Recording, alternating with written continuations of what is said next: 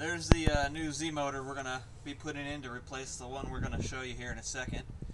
And we'll show you why we're going to replace this motor that's in the car currently.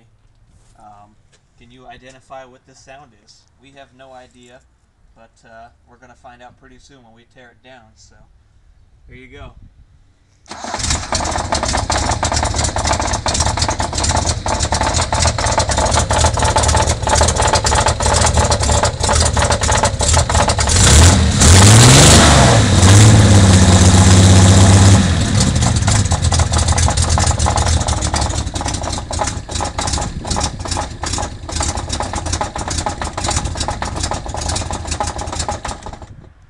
All right, 50,000 points to whoever can guess what that noise is.